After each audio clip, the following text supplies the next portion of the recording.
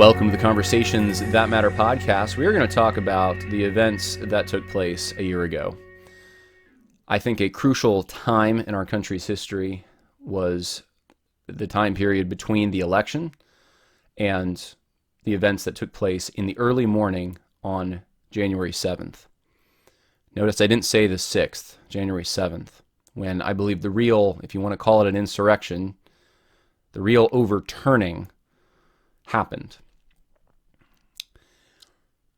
When an election was certified. And whether or not you believe that there was funny business going on, you should be concerned about some of the things that took place. And we're getting used to it. It's easy to, when you have so much information coming at you, it's easy to forget. But there was a huge purge. And this had not happened on social media to the extent that it did. But there was a huge purge last January. And the sitting president was taken off Twitter. We had, leading up to that, a number of people who questioned the narrative concerning the disease, we'll put it that way, or the election, or some of the elements behind the BLM riots, etc., and even what took place on the 6th. And I know I'm not exempt from the treatment that others have undergone, and so I've experienced some of it myself on Twitter. That's why I'm not on Twitter anymore, and I've also experienced it on Facebook. I want you to know that this video may not remain indefinitely, and there is a link in the info section if you would like to save this or have a link where hopefully it's safe and will remain. There's also some other links in the info section that you can go if you want to get more information about this particular topic and you want to do your own research. I think this is important, what I'm going to go over, for a few reasons. What happened a year ago changed my life in some ways. I had already been a part of a number of political incidences that I was close enough to see the media was lying. It had already happened on at least 2 occasions that stick out in my mind. And this was the 3rd occasion. I remember being at a rally for election integrity, which is the reason that I was there.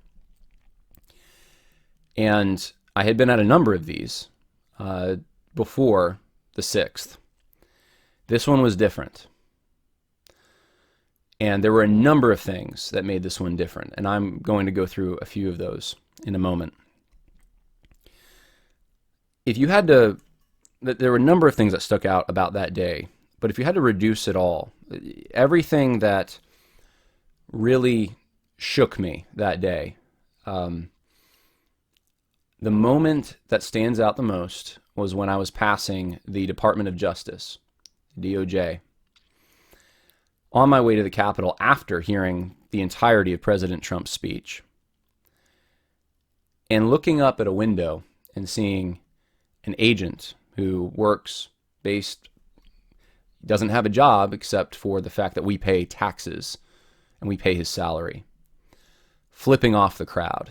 A crowd that was not, at the time, they were upset, but they were not aggressive, I wouldn't say.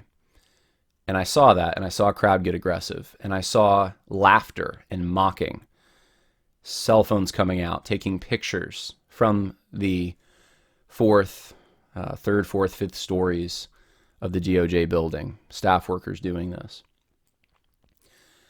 And I don't know of any picture of someone flipping off the crowd, but I saw it. And as soon as I whipped out my camera, our eyes met, and I didn't see it again. They could tell they were being watched. There was a very purposeful provocation going on. And that was the first sense, and there were probably other things I should have noticed, but that was when I realized something isn't right. And then other things during the day made me realize more and more something's not right about all this. Something's different. I remember when I was on my way back home, I started receiving text messages from people. Are you okay? I thought, yeah, of course I'm okay. In fact, I even received a phone call before I made it to the area surrounding the Capitol. And I didn't know what was going on. And people who were not present knew more about what was going on than the people who were present. They were seeing shots from inside the Capitol that we were not seeing. We didn't even know people were inside the Capitol. And I came home and I looked at the news, and I remember looking at the way that this narrative was being spun and the disheartening thing. And the thing, I thought about showing this, but I don't have the stomach for it right now. But the thing that was the most disheartening, I think, was seeing the conservative voices, conservatives within evangelicalism, even people who call themselves that, immediately knee-jerking as quick as they possibly could to denounce the entirety of what took place on the 6th, to denounce myself, other people I was with, the vast majority of a crowd of about 1 million people who didn't even step foot on the Capitol grounds, let alone go inside the Capitol, who were simply there to protest election against what they considered to be I'm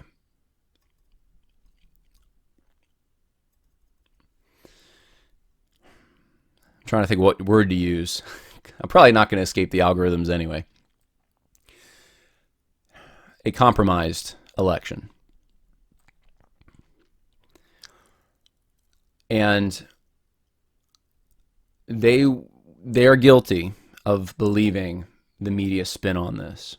I knew it was false because I was there. I could see the entirety of the picture, and I knew a very small sliver was not just being presented, but being mischaracterized. And so, on that note, I want to say this before I get to the meat of this particular podcast. You can go back, you can watch the things I've said before. You can see the video montage on Gab is probably the best place to watch it at this point, of video that was being purged during the time. It was being erased from Twitter, which is the main place that most of that was, and YouTube. You can go watch in the days following some of the clips that I found, that I was able to find before they were purged and shadow banned, and I stitched together a sequence of events from that day, along with and I will put it in the info section, the link. But it tells a bit of a different story. It gives a fuller picture. So I want to let you know that is available. And I don't want to reinvent the wheel, so I'm not going to talk about all of that. I also want to say this. I'm not in any way excusing people who were there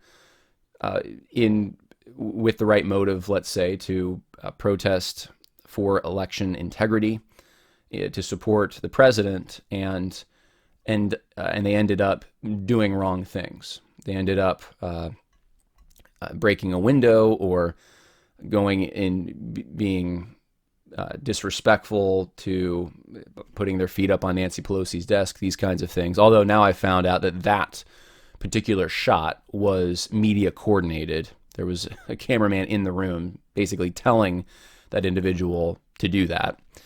But just because the media is instigating, provoking, and maybe the government, I shouldn't say maybe, the government did provoke and instigate some of this, it does not excuse people who are Trump supporters, people who even were there for the right reason.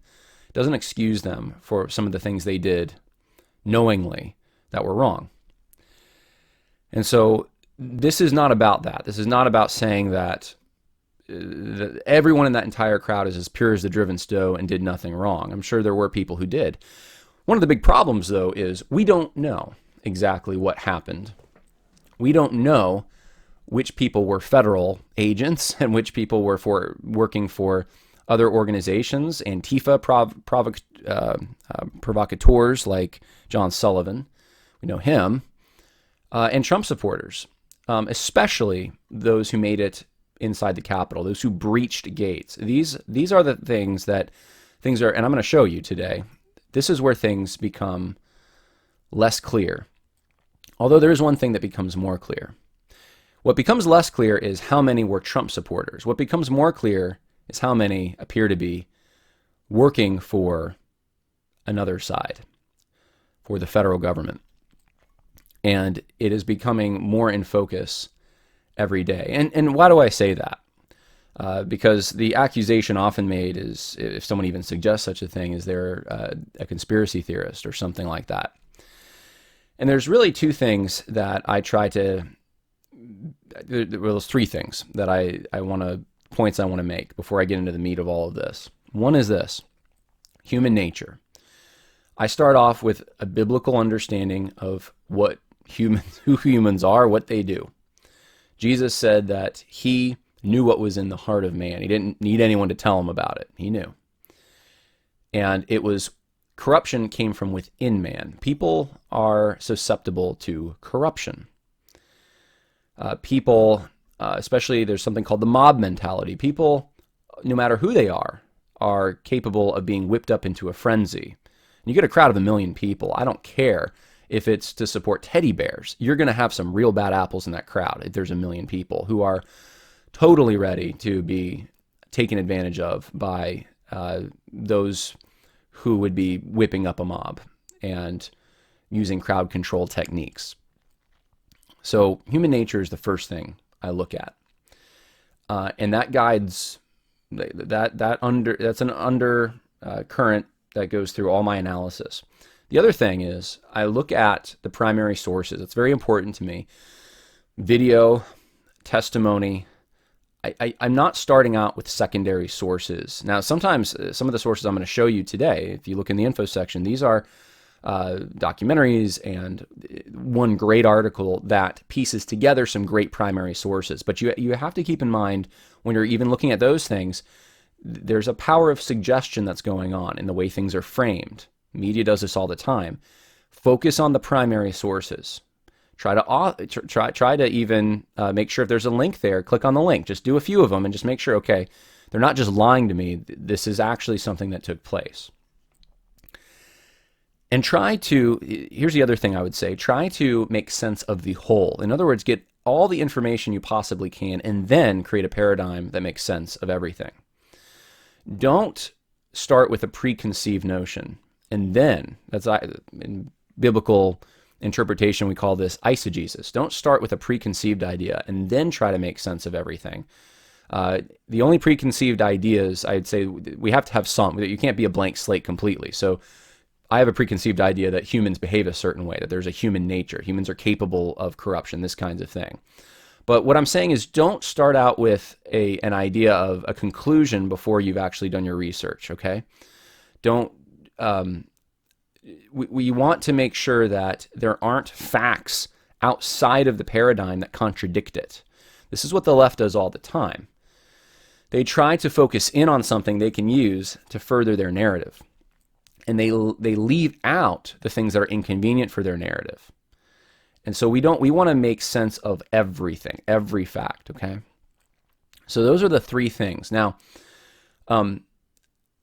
also, when you have a suspicion, but you don't know for certain, then I think it's fair to say there's a strong suspicion here, which is worthy of more investigation. And that's where I am with some of the things I'm going to show you today. It's more than a strong suspicion.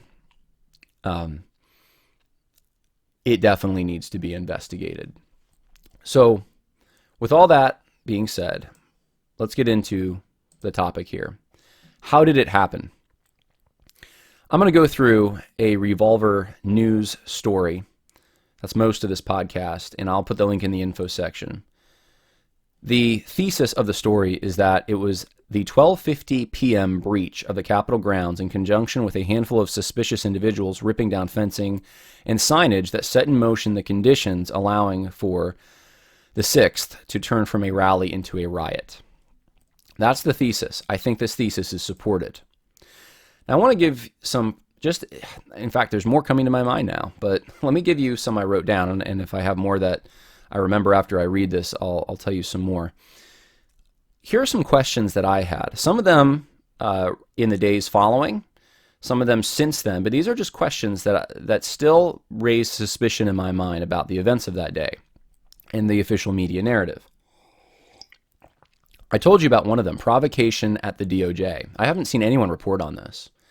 As we are passing the DOJ to go to the Capitol where Donald Trump is said to go, that's where we're going to go, there's provocation going on. There's an attempt to stir up the crowd into anger.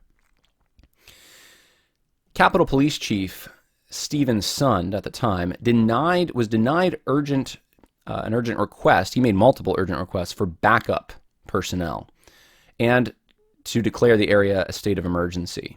Why was he denied that? This was not my firsthand observation, but I talked to a gentleman who has, we'll just say, an intelligence background in the weeks following the 6th. He reported, this is on the day of the 6th, he reported finding weapons under a park bench. Now, I don't know if any of you have heard of this. I have not heard this anywhere. And I cannot disclose who it was. I don't even actually remember the name of the person, to be honest with you. This was, I could find it probably, but this was this was almost a year ago. But it was someone who was a listener to the program, connected me with someone who was there, who had some very interesting observations, and that was one of them. He had some other ones as well that they're just so subjective, and he doesn't have pictures or something he could send me, but they were just very interesting. But that was one of the things he said. Now, you don't have to believe that. That's fine.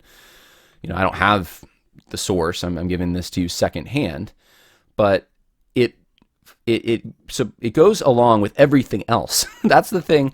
It goes along with everything else I saw. Why would they quarter off all the bathrooms, all the porta potties? Everything had to be shut down because of COVID. You have 1 million people and nowhere to go to the bathroom. And police crawling the area around where the speech is, and somehow there were weapons under a park bench. Something's wrong with this picture. Nowhere to go to the bathroom was also another one. Why were there, and I've heard no one report on this, there were porta-johns on the Capitol grounds for the construction workers lined up there. And I'll tell you what, as soon as people broke in, or didn't even break in, they just walked in to the Capitol grounds, there was a long line of people you could see from a distance standing in line to go to the restroom. There were little things like that that just made you wonder, are you ready for 1 million people to show up in your city, or are you trying to make it as inconvenient for them as you possibly can to stir them to anger? Why were there no canine units? Now, maybe there were, and I'm just not aware. Apparently, it is normal procedure to have canine units at the Capitol. I didn't see any. Vehicle barriers were down. I've never heard anyone talk about this either, but I saw it with my own eyes, and it shocked me. The day 1 million people are showing up, all the vehicle barriers are down for government parking at the Capitol, so that you have all these MAGA trucks and things parked in there. Why? Why would you do that? Why was there ignored intelligence? There's multiple people now who have said that they have reported ahead of time the possibility of a breach and completely ignored. How about slow response by the riot police? I remember pulling out, this was probably about 4:30 p.m.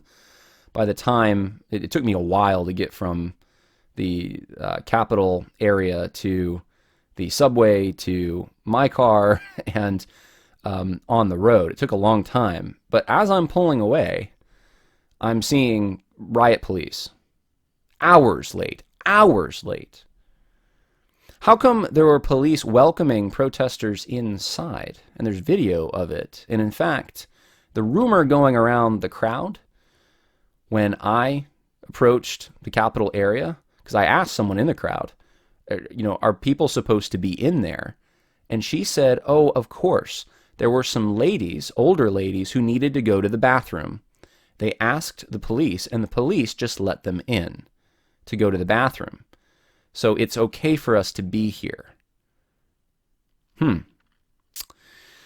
How about the deploying of flashbangs and tear gas on peaceful protesters? I saw this firsthand as well. Yeah, there were some provocateurs in the front. Not many. There's a few. Guess where the flashbangs and the tear gas went? In the most poorly deployed tear gas ever.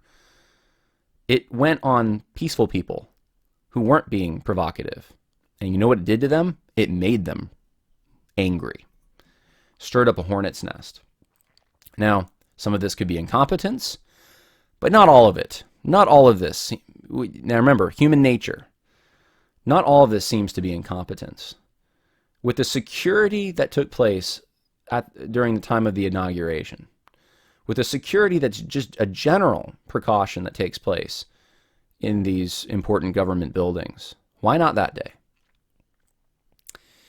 Well, there's a lot more that I saw that I could talk about, but let me get you to some facts that really do matter. Ray Epps. I'm going to start here. Ray Epps was a top suspect on the most wanted list for the FBI. Multiple calls for public help to identify him. There was a cash reward offered for information leading to his arrest. And public and local newspapers ID'd him that he lived in Phoenix, Arizona. There's a man who came from Phoenix, Arizona to attend the rally. Now, before I tell you what's taken place since that time, just know that there's a lot of people on this list who are still out there and wanted and these kinds of things. And the FBI wants information on them. Now, there's been a few, there's some good documentaries out there that I would suggest. One is called Capital Punishment, and one is called Patriot Purge. And both of them survey people like Epps who are on this wanted list and who have actually received visits from the FBI and who have been convicted and going to prison. Let me give you a few examples. Mark Abraham. 15 years, sentenced to 15 years in federal prison.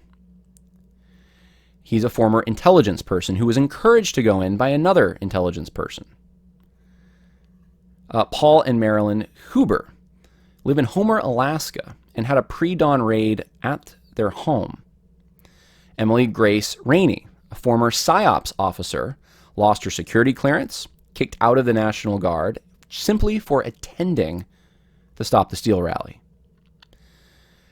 It was said of her that she had 100 militia with military equipment, and that was a lie. She had basically 50 grandmas, I think it was.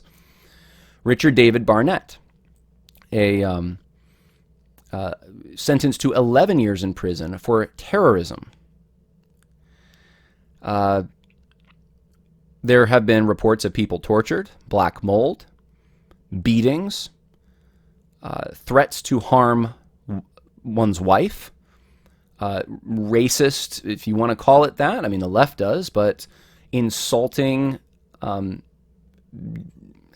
don't know what to call it other than language that takes one's ethnicity and uses it as a pejorative, calling people things like crackers. And this is taking place in what some are calling the DC Gulag now. I don't even know how many people. But regular, ordinary Americans are having this happen for very minimal things. And many of them on this list. Ray Epps was on this list, but something happened with Ray Epps. Suddenly, the FBI deleted Epps from the database after press exposure. No arrest and no explanation given. U.S. Attorney General refused to answer questions about him, and the FBI agents in Phoenix, Arizona deny all knowledge Epps even exists. Does that seem a little curious? Let me read for you from this Revolver article. Ray Epps has turned out to be perhaps the only person nailed dead to rights confessing on camera to plotting a pre-planned attack on the Capitol on both January 5th and January 6th. Epps announced multiple times at multiple locations his upcoming plot to breach the U.S. Capitol. He then spent hours attempting to recruit hundreds of others to join him. On top of it all, Epps was seen leading key people and managing key aspects of the initial breach of the Capitol grounds himself. Here's some video of it. Here's Epps the day before, and he is telling everyone, in fact, people are complaining in the video, why do you keep butting into our business? And he's telling people we need to go into the Capitol. And one person, basically, people start chanting that he's a federal agent. One person says, you're crazy, stop, you're making us look bad, that's not what we're here for. And Epps has a smirk on his face and basically tells him, yeah, we're going in. Here's the morning of 10:24 a.m. by the Washington Monument. Epps is shouting at people. He is trying to persuade them to go to the Capitol, and he's pointing in the direction of the Capitol.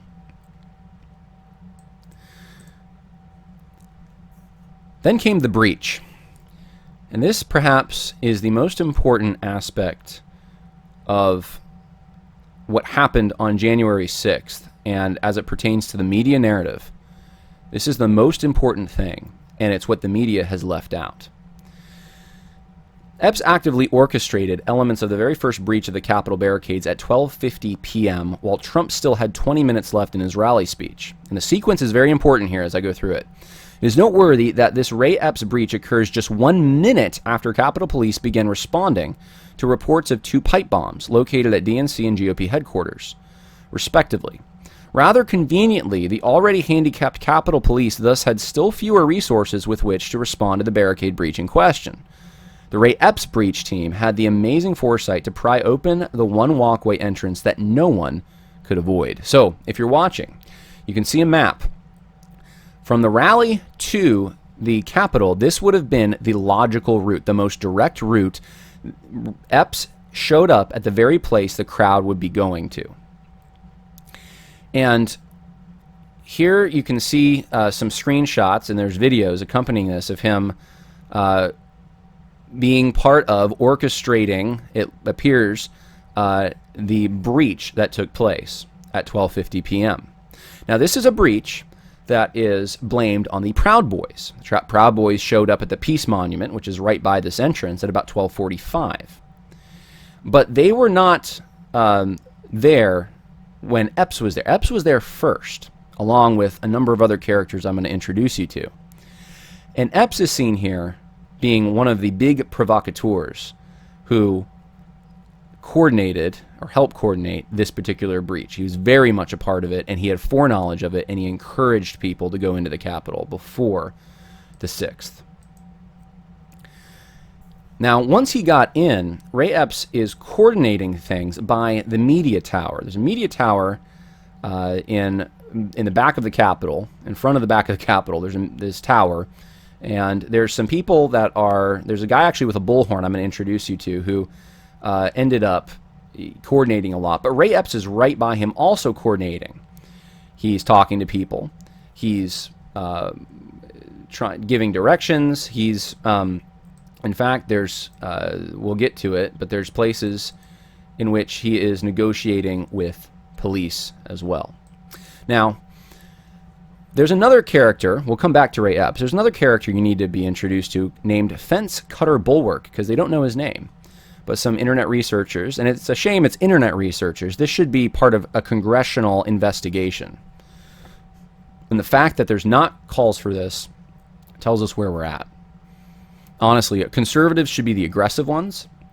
They should be the ones that are taking the field on this and controlling the narrative. And the fact that they feel like they have to be on defense about what happened on January 6th is absolutely atrocious in my mind. It shows how weak some of our leadership is. We should be on offense. If what I'm about to show you, if there's any truth to it whatsoever, there needs to be questions asked. To what extent was the FBI and perhaps other departments involved in what happened? So here's Fence Cutter Bulwark. Fence Cutter Bulwark is there long before the Proud Boys arrived at, by the way, same area where Ray Epps is. Very close. And you can see in this one photo, there's Ray Epps in the crowd. There's the officers, and he's standing there in the front. You can see Fence Cutter Bulwark just sitting there. And this is, this is actually long before Proud Boys showed up. But he's just sitting there looking at the fence. The very area when the breach takes place, he is going to dismantle. There's another guy I want to introduce you to. This is the Be Civil guy. And before, he's another person that showed up around the same spot. Before the 1250 breach, he already jumped the fence, basically, and he is on the Capitol grounds. No one else is. He knows he's going around an area that says it's closed. He went on it, and there he is talking with law enforcement fearlessly. And people in the video are saying he's going to get shot, he's being foolish, and yet he doesn't seem to have any fear. Interesting. The Be Civil guy. Now, you're going to notice something, too. There's a few guys. The two significant guys are the Be Civil guy and the Northwest Scaffold Commander. And these two guys have, and another guy named Tower Comms, they have the same bullhorn, it looks like. Same colored bullhorn, probably the same brand and everything. And it gives them power over the crowd. They can direct things. So I'm going to show you the Northwest Scaffold Commander in a moment. But Be Civil guy has one of these. And he is shouting to the crowd to be civil. But how civil can the Be Civil guy be when he's the first guy before even the breach, about 30 seconds before the breach. He's out there, and some have speculated maybe he's telling the Capitol Police, we're going to breach. We don't know what he said, but think about human nature. Humans would naturally be afraid of doing something like this, especially alone. Why is he confident approaching the police right when this thing's about to go down? What does he know that others do not know, against all wisdom? So, anyway, he's there early, and none of these people are listening to Trump's speech. Trump's still speaking when all this takes place. And it's about, 40 minutes, 50 minutes? Probably 2 hours if you went with the crowd because of how big a crowd is. I mean, you're an hour away from where the speech is, and you didn't hear any of the speech if you're here. So they had a different purpose in mind. They weren't there to hear Trump, these guys that I'm showing you. Now, remember that FBI Most Wanted list we talked about? Well, Fence Cutter Bulwark is not on that list either. So Ray Epps isn't on it. Fence Cutter Bulwark is not on it. You know who else isn't on it is a Northwest Scaffold Commander. These are all people that aren't on it. And I'll introduce you to him in a minute. Now, Fence Cutter Bulwark is videotaped methodically removing fencing and fence, posts to allow mob to enter Capitol grounds. He wears a Bulwark fire retardant jacket. That's where he gets the nickname. And here's an eyewitness account. I first saw him doing it near the two porta potties to the right of the Capitol. And I remember what I told you about that day. There was nowhere to go to the bathroom. In this clip, you'll see him by the platforms near the front, tearing down the fences and posts as the South Korean and Japanese parade forged its way towards the front. And if you watch the video, it's very interesting. It looks like he's just doing a job, just rolling up the fence, very organized, making it look like the area is not closed. There never was a barricade there. So the people coming behind have no clue that they're not supposed to be there. They're walking in to what amounts to be a trap, but they don't even know it. So, Fence Cutter Bulwark. And there's also some likely companions of his. Now look, I don't know, but people who have analyzed this more seem to think there's a whole lot more than just the people that we're going to be focusing on in this video. Next one is Northwest Scaffold Commander, early and ongoing inciter and director of the mob. He taunts police from outside of the wall early on, climbs up the scaffold at approximately 1 p.m., closely directs and incites the crowd with bullhorn on top of the scaffold for at least 18 minutes. And so he's missing also from the FBI Most Wanted list. Isn't that interesting? Some of these guys are key players. Why are they missing from the list? Why? How come they're going all the way to Homer, Alaska for just regular, ordinary Americans, but this guy doesn't make the list? Why? And if you watch the videos, he is instigating. He is in the most influential position you can possibly be in for that day. He has a bullhorn. He is at the top of the media tower. He is the most visible. He is the most audible. and he is telling everyone to move forward, to go into the Capitol. There he is early on, taking fence down right as the breach is taking place, like the others. Here's some more pictures of him, so you can see where the media tower is to see just how influential he would have been. In fact, here's a man named Hager who is accused of scaling the wall and carrying a Texas flag on the grounds of January 6. Hager said he felt invincible and was following instruction of a person with a bullhorn yelling, "Patriots, move forward." Yeah, that was the bullhorn guy. And in fact, I remember you could hear this guy from outside the Capitol grounds. I remember hearing this guy that day.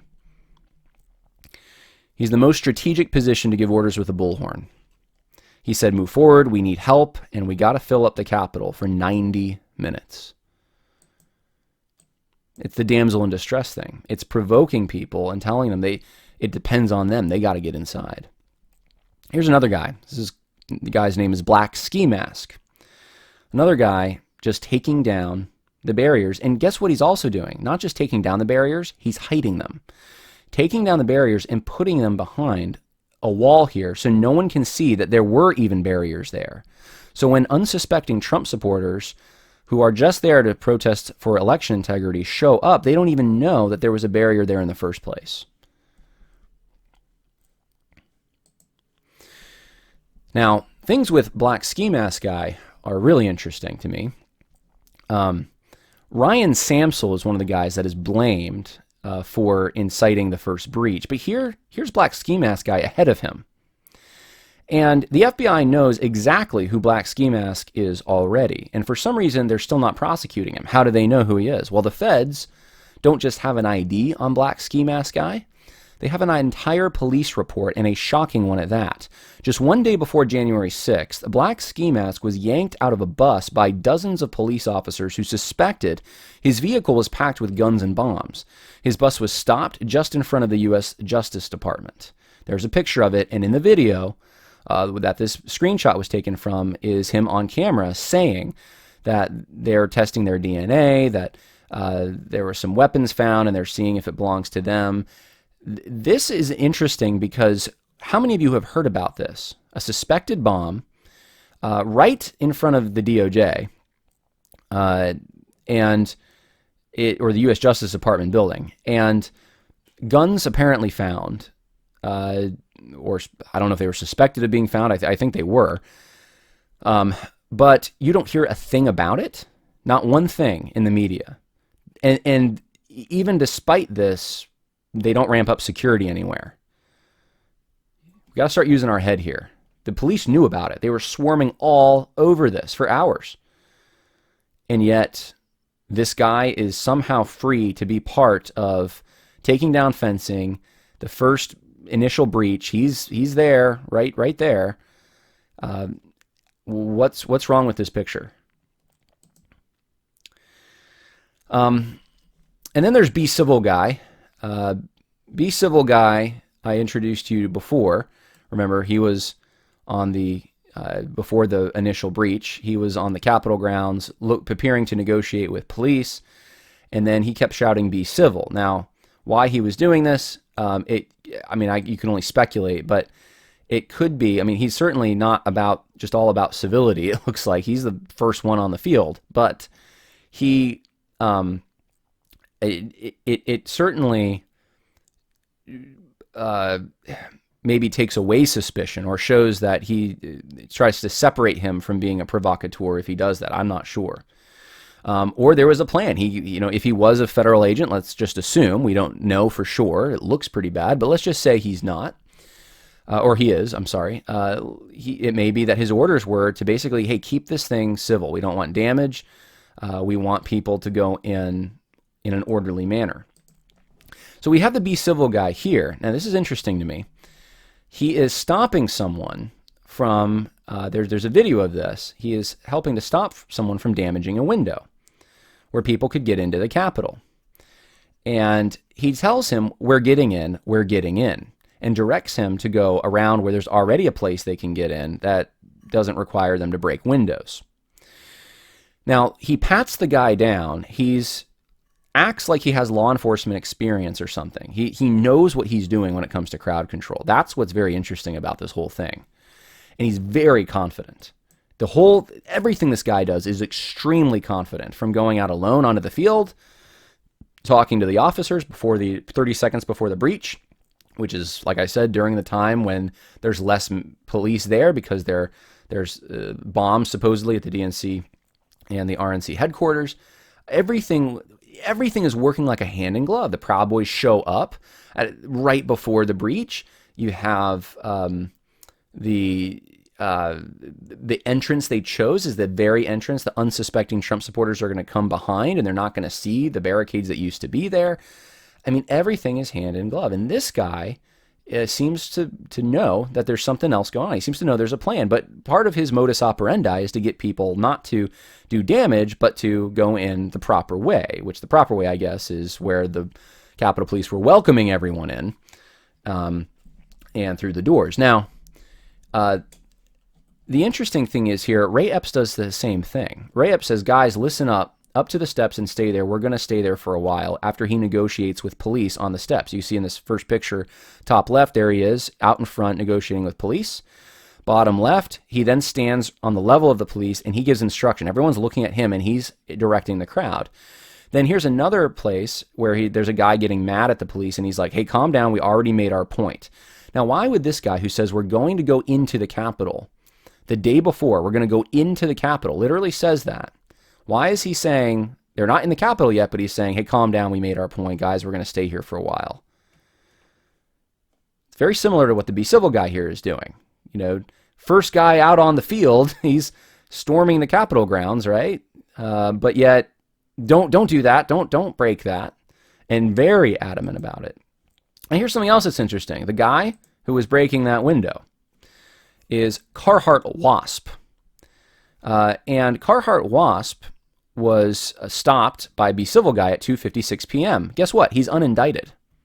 He remains safe in the bosom of the FBI Capitol Most Wanted list, despite a full face docs and thousands of hours of footage the feds could use to track his movements and associates. You'd think he'd be a priority, given he's smashing windows with a crowbar and frequently seen speaking into an earpiece. So what's going on here? Who is that guy? Why is he not indicted? Now, there's more questions than I think answers in all this. Revolver's conclusion is this. There is simply no way the FBI did not know the Proud Boys march would end up at the Peace Monument just after 12:45 p.m. That march was led by Proud Boy leaders Joe Biggs. Biggs is an FBI informant, that's confirmed, who said he spoke often with his bureau contacts. Briggs's Proud Boys boss, Arik Tarayo, was also an FBI informant, and the FBI was reading their cell phone group chat messages ahead of time. So this is already all known. There's some level of coordination going on here. We don't know to what extent. We just know something's going on.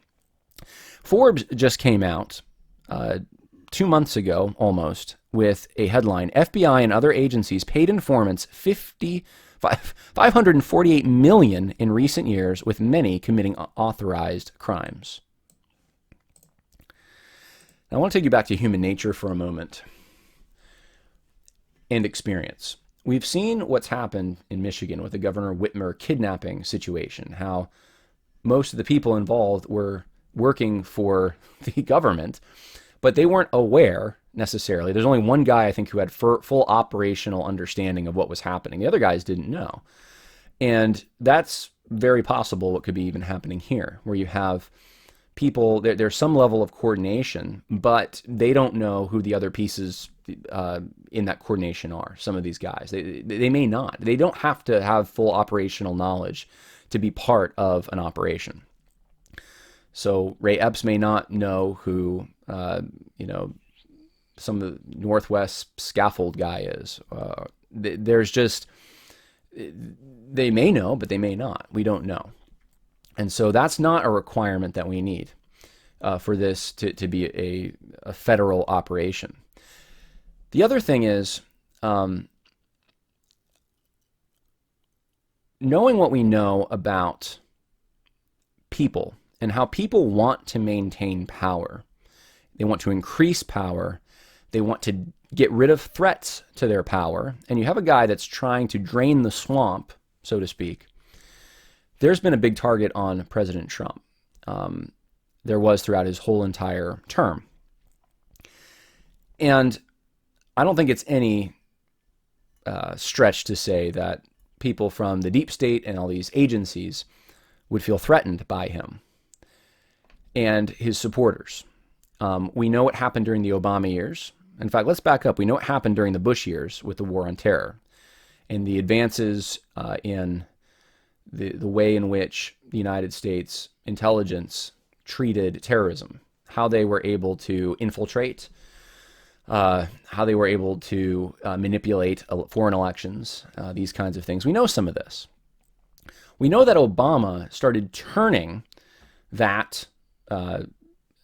those tools on the American people. Let me give you one example: the Tea Party movement, and the way in which the way that the IRS denied 501c3 status to taxpayer groups. How certain people were audited and targeted because of their political affiliations. And I would wager there's probably much more going on there. We know there was, Donald Trump, I think, called it wiretapping, but there was surveilling going on of Donald Trump before he was even elected. We know what happened with the whole Russia collusion thing. And what that gives you a big window into how the deep state operates. But we've really known for a long time that there's been not only corruption, but there's been an attempt to maintain, secure, and expand the influence of federal agencies. One of the ways in which this is done is through weaponizing them. The EPA, the Department of Alcohol, Tobacco, Firearms, there's hardly actually an organization that doesn't have some militarized branch now. You can go back even to Ruby Ridge and Waco and see what the federal government did back then. There was actually a pretty good not a documentary, a movie that came out, miniseries about Waco not too long ago, just showing kind of here's what happened. And in the name, the reason given, it's in the name of trying to justify the existence of their department. And that's the problem with bureaucracy in general. People need to constantly prove that what they're doing is necessary. Southern Poverty Law Center is even like this. And you can't tell me they're not in some ways a wing of the government, because they've been informing the government about quote unquote hate groups that need to be somehow censored and infiltrated and subverted. And Donald Trump was the one who said, forget the Southern Poverty Law Center. We're not letting them inform us anymore. I'm sure that's changed. But when there weren't enough Klan groups and neo-Nazi groups that were actual, real, legitimate threats, they had to come up with a way to justify their existence. So who are the legitimate threats now? Who are the real legitimate threats out there? Well, it's the Proud Boys. It's the American Family, American Research Council, and it's family-friendly groups. They have to start identifying other groups as terrorists or evil or extremists, these are the words that they like to use, and that they're the threat. So it justifies their existence, and the groups that they don't like, they're able to punish. The groups that threaten their own power. And human nature would seem to indicate that that is a very reasonable explanation for what happened on January 6th. It fits what I saw from the DOJ. It fits human nature, and it fits the facts that we do know. It fits, and it would fit the suspicions that we do have, and it would call for an investigation to be done. And there's government documents on this. Congress should have oversight over this. They should be able to get full investigation and find transcripts and phone calls and all the things necessary to figure out what actually happened that day. Because here's the significant part. If this is as it appears, and this was a breach that was coordinated by the federal government and agencies of the federal government, and then the evidence, barricades and stuff hidden, It appears to look like people are allowed to go into the Capitol, and we have the video of all that. Then it is a trap set for unsuspecting protesters for election integrity who had no intention of breaking any laws, and they were set up by their own government. And if that's the narrative, it changes everything about January 6th. Everything. Again, it doesn't mean that there weren't Trump supporters who did bad things, but it shows that the worst, the most nefarious, the most premeditated was not a bunch of Trump supporters. In fact, it probably wouldn't have happened if it was just Trump supporters, if that narrative is true. And there's enough reasonable questions, even past what I just talked about today, that show there should be an investigation. So this is my suggestion for anyone who gets in trouble with someone for, you were at January 6th, or if you doubt the legitimacy of some of the cities that were supposedly counting ballots, and you're just lumped in with all these people, I would be specific. The left is very specific, if you notice. They repeat the narrative over and over and over. You don't know Ashley Babbitt's name. They don't repeat that narrative, but they'll repeat George Floyd over and over and over. They have their list of victims that they want you to know about. And I want you to remember some names. Remember Ray Epps. If you don't remember any other name, remember Ray Epps, and ask your liberal friends, could you explain to me what you think Ray Epps was doing that day? They probably have no clue who you're talking about. Might make him dig a little bit. Or you can start, well, what about the Be Civil guy? Oh, well, who's the Be Civil guy? Well, he's the guy he was the first on the field before there was even a breach. Looked like he was negotiating with the police, and then later on, he's shown to be stopping a guy from breaking a window and trying to direct the crowd into the Capitol in a different way. What do you think he's doing there? Why do you think he was so confident? Why do you think he seemed to know that there was going to be a breach before it even happened?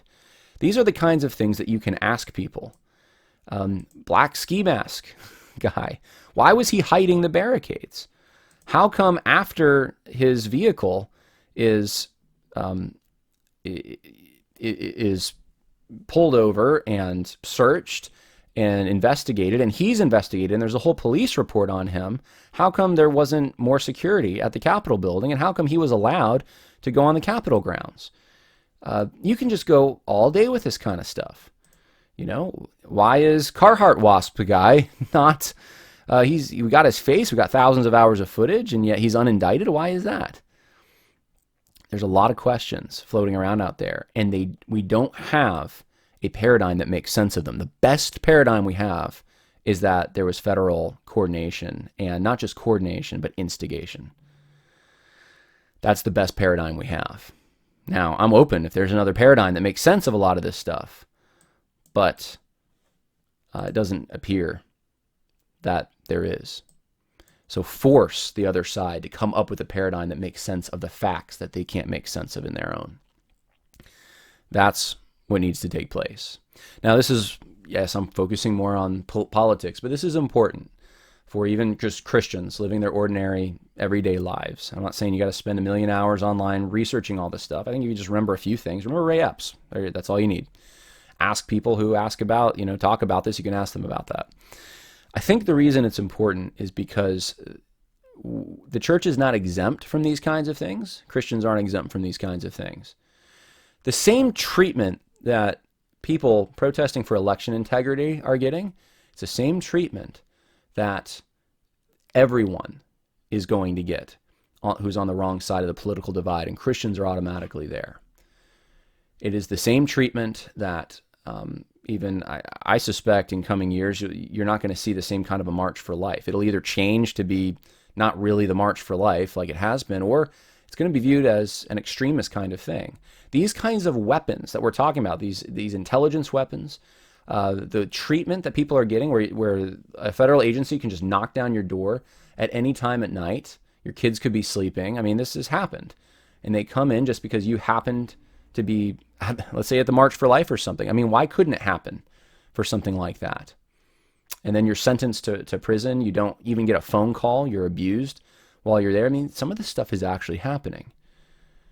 And it's difficult for the other side. It's difficult. They want to marginalize the groups they don't like, make them feel weak, make others not defend them. That's exactly what they did on the 6th. You had all the conservative talking heads in not just politics, but also in the SBC.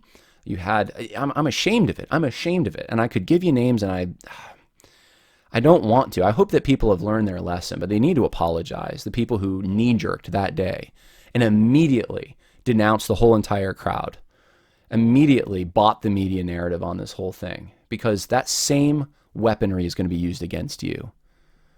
It's more difficult. There's a whole lot of people that respect the Bible, even if they're not Christians. A whole lot of people that think church is a positive thing in this country. That number's, I suspect, dwindling. But the number's big. And again, human nature. Humans that don't want to be constrained by laws, but want to be their own law. Who are they going to go after next? Who's on their hit list? This is important. I'm telling you, this is important for Christians and for churches. If you're not paying attention to this, if you can't see that these things are connected, that integrity in our election system, integrity in general, isn't connected to the influence of Christianity in this country, I don't know how to help you.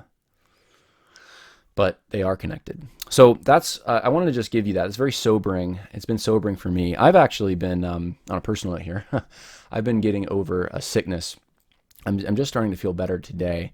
And I've gotten some nice notes from some of you. I appreciate your prayers. My grandfather did die last week, and we're still kind of recovering from that in some ways. There's just been a lot of things going on in my own life. But I am, as I was doing some of the research for this podcast, I was thinking of how blessed I am, how much I don't know, and I don't want to know, like all the corruption that goes on behind the scenes. But there are people that are Christians who are living in the belly of the beast. They're working for some of these federal agencies. They know that they're working for corrupt institutions, and they're trying to be salt and light where they are. And I can't imagine what that pressure feels like. And I just want to persuade all of you today, just pray for them.